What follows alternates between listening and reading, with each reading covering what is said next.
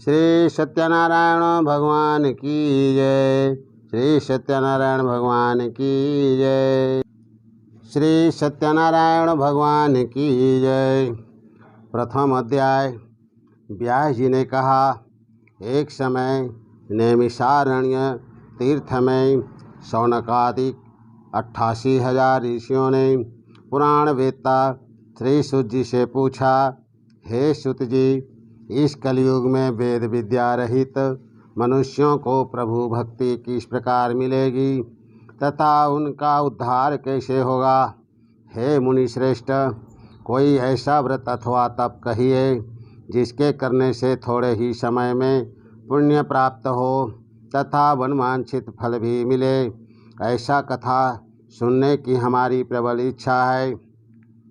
सर्वस्त्र शास्त्र ज्ञाता श्री सुत जी ने कहा, हे वैष्णवों में पूज्य, आप सबने प्राणियों के हित की बात पूछी है। अब मैं उस श्रेष्ठ व्रत को आप लोगों से कहूँगा जिससे नारद जी ने श्री लक्ष्मी नारायण भगवान से पूछा था और श्री लक्ष्मीपति ने मुनि श्रेष्ठ नारद जी को बताया था। यह कथा ध्यान से सुने। मुनिनाथ सुनो यह सत्य कथा, सब काल ही हो यह महासुखदाई।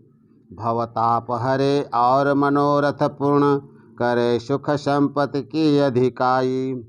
अति संकट में दुख दूर करे सब ठौर कुठौर में होत सहाई। भगवान महात्म है इसमें अपना कली में फल और जनाई। एक समय योगी राज नारद दूसरों के हित की इच्छा से सभी लोकों में घूमते हुए मृत्यु लोक में आ पहुँचे। यहाँ अनेक योनियों में जन्मे प्रायः सभी मनुष्यों को अपने कर्मों के अनुसार अनेक दुखों से पीड़ित देखकर उन्होंने विचार किया कि इस यत्न से करने से निश्चय ही प्राणियों के दुख का नाश हो सकेगा। ऐसा मन में विचार कर श्री नारद विष्णु लोक गए। वहाँ श्वेत वर्ण और 4 भुजाओं वाले देवों की इस नारायण को, जिनके हाथों में शंख चक्र गदा और पद्म थे तथा वरमाला पहने हुए थे, देखकर स्तुति करने लगे। नारद जी ने कहा, हे भगवान, आप अत्यंत शक्ति से संपन्न हैं। मन तथा वाणी भी आपको नहीं पा सकती। आपका आदि मध्य अंत भी नहीं है। आप निर्गुण स्वरूप सृष्टि के कारण भक्तों के दुखों को नष्ट करने वाले हो। आपको मेरा नमस्कार है। नारद जी ने इस प्रकार की स्तुति सुनकर विष्णु भगवान बोले, हे मुनि श्रेष्ठ, आपके मन में क्या है? आपका किस काम के लिए यहाँ आगमन हुआ है? निसंकोच कहें। तब नारद मुनि ने कहा, मृत्युलोक में सब मनुष्य जो अनेक योनियों में पैदा हुए हैं, अपने अपने कर्मों द्वारा अनेक प्रकार के दुखों से दुखी हो रहे हैं। हे नाथ, यदि आप मुझ पर दया रखते हैं तो बताइए कि उन मनुष्यों के सब दुख थोड़े से ही प्रयत्न से कैसे दूर हो सकते हैं।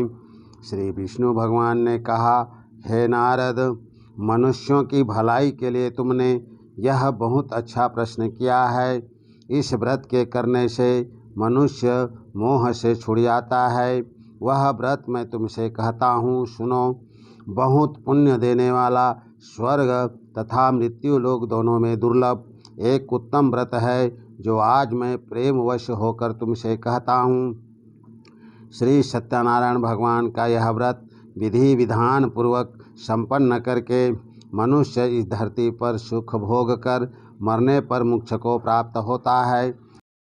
श्री विष्णु भगवान के वचन सुनकर नारद मुनि बोले, हे भगवान, उस व्रत का फल क्या है? क्या विधान है?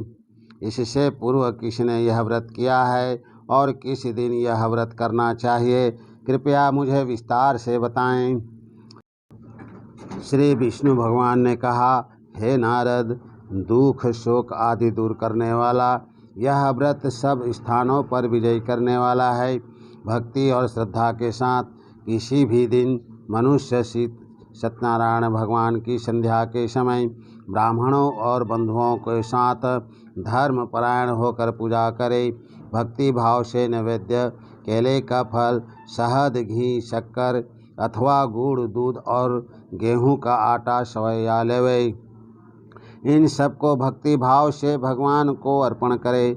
बंधु बांधवों सहित ब्राह्मणों को भोजन कराए। इसके पश्चात स्वयं भोजन करे।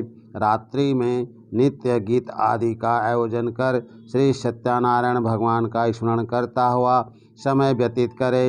इस तरह जो मनुष्य व्रत करेंगे उनका मनोरथ निश्चय ही पूर्ण होगा। विशेष रूप से कली काल में मृत्युलोक में यही एक लघु उपाय है जिससे अल्प समय और अल्प धन में महान पुण्य प्राप्त हो सकता है। इति श्री सत्यनारायण व्रत कथा का प्रथम अध्याय संपूर्ण। श्री सत्यनारायण भगवान की जय।